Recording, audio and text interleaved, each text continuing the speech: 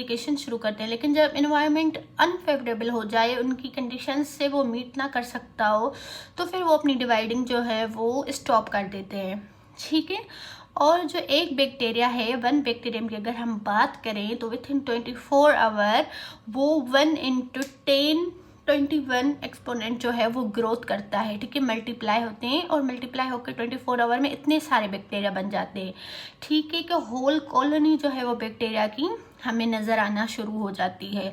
अब कॉलोनीज कहाँ पे नज़र आती हैं? वो या तो इन वीवो या तो हमारी इनसाइड बॉडी में बनेगी। जब इन्फेक्शन होगा, जब बैक्टीरिया हमारे बॉडी में इंटर हो जाएंगे तो वो मल्टीप्लाई करेंगी, ग्रो करेंगे और वहाँ पे वो किसी ऑर्गन में, किसी टिश्यू में जो है वो कॉलोनीज बनाना शुरू कर देंगे।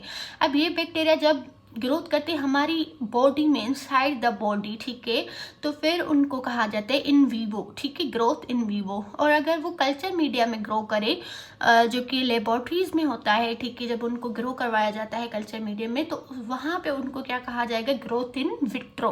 ठीक है।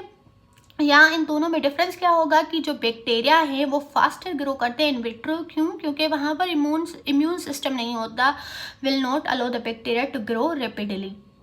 जब इन वीवो में क्या होता है कि वहाँ पे हमारा इम्यून सिस्टम होता है होस्ट सेल का, जो कि उसको रैपिडली ग्रो नहीं करने देता। ठीक है। अब हम फेजेस डिस्कस करते हैं बैक्टीरियल ग्रोथ की या ग्रोथ साइकिल की। तो इसके बेसिकली 4 फेजेस होते हैं: lag phase, log phase, stationary phase और डिक्लाइन फेज। अब लेग फेज में क्या होता है कि जब बैक्टीरिया को ऐसा मीडियम मिले, या बैक्टीरिया जब होस्ट की बॉडी में एंटर हो जाए और उसको न्यूट्रिएंट्स मिले, उसको प्रोटीन्स मिले, उसको अमाइनो एसिड्स मिले अपनी ग्रोथ को इंक्रीज करने के लिए, तो वो क्या करते हैं? मेटाबॉलिकली एक्टिवेट हो जाते हैं और सिंथेसिस करते हैं वेरियस सब्सटेंसेस।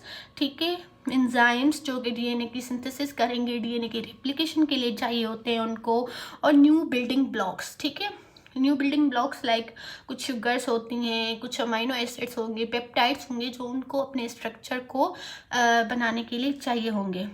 तो इसमें क्या होगा कि बैक्टीरिया जो है वो साइज में तो ग्रो करेगा, लेकिन वो मल्टीप्लाई नहीं कर रहा, अभी डिवाइड नहीं हो रहा।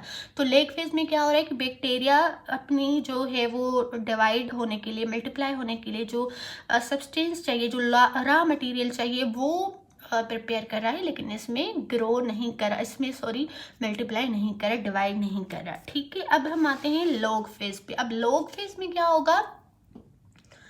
लॉग फेज में क्या होगा कि बैक्टीरिया जो है वो